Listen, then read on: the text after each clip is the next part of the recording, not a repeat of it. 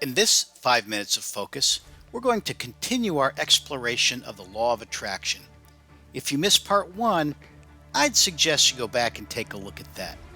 So, remove all distractions and just push play. Just as a reminder, let's define our terms. What exactly is the law of attraction? The law of attraction is a philosophy suggesting that positive thoughts bring about positive results, while negative thoughts bring about negative outcomes. Now for your story. I was a skeptic about the law of attraction until I learned about the Stockdale paradox. So this was highlighted in Jim Collins' book, Good to Great. And let me share this story with you now because it's a powerful understanding of the idea of optimists and pessimists, neither particularly good, but realism and the application of the law of attraction. So the Stockdale paradox was named after James Stockdale, who was a naval officer and prisoner of war in Vietnam. He survived his ordeal in the prison camps by confronting the brutal facts of his situation. Now you might say, well, isn't that pessimism? Not really, because he maintained an unwavering faith that he would prevail in the end.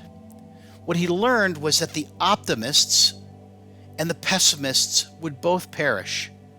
The key was understanding that you have to combine an understanding of your situation while recognizing that you can be positive about the outcome. So if you recall from the last one of the keys to this was to actually explore the present moment as perfect and visualize what your goals are. So how does the Stockdale paradox align with the law of attraction? Well, as I really began to explore this much deeper, I started to look at the 3 laws of the law of attraction and then overlaid the Stockdale paradox. So for example, law 1, like attracts like. Well, that's true. Optimists attract other optimists. However, this may not be particularly useful if all you have is optimism. You need 3 other things. 1, you need faith. You need faith that you will survive the ordeal, that the present moment is perfect, and that you're going to get to where you want to go.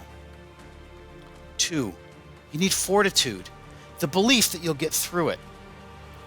Faith and fortitude are nothing without the 3rd piece, which is action. We actually have to do something rather than sit around and hope. So, like attracts like, yes, but you can't get to where you want to go without having faith, fortitude, and action.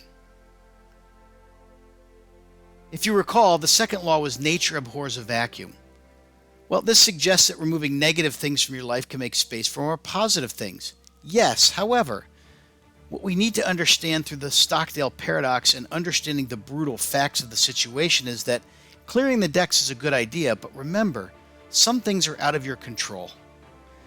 The alignment with the paradox is to focus on what matters and what you can control. Then create the positive space to be filled at the intersection. Combine that with fortitude and action, now you're on to something.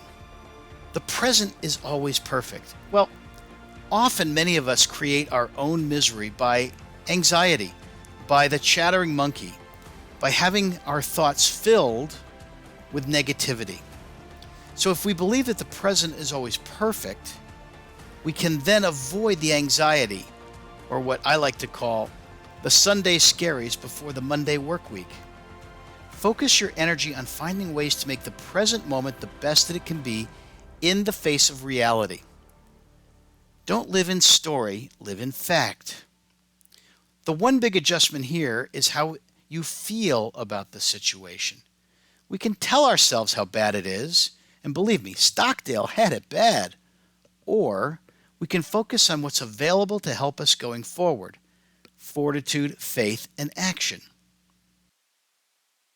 Remember, if we want to apply the law of attraction, we need to overlay the Stockdale paradox. We gave you a few guides to think about how you could practice the law of attraction. Now we want to overlay on top of that some of the things that we learned from Stockdale. We talked about visualizing your goals. That's faith. And that's faith aligned with action. We talked about using positive affirmations, reframing negative events in a positive way. Also faith. Being grateful is fortitude. We may be pushing that rock up the hill, but we need to have the fortitude and the gratitude that we can move that rock forward. So if you want to be grateful with fortitude. And of course, what's critical is action. Looking for the positive in a situation is action-oriented. Learning how to identify negative thinking, action-oriented. Remember, without faith, fortitude, and action, we can't apply the Stockdale paradox to the law of attraction. It's a balance of faith, fortitude, and action that gets us where we want to go and that allows us to do it in a very positive way. Please visit our website and explore all we have to offer. You can also check out our YouTube channel. If you'd like to get on our distribution list, just let Laura know at the address you see there on the screen. We have white papers, webinar alerts, and seminar notices, and we'd love for you to be a part of our community.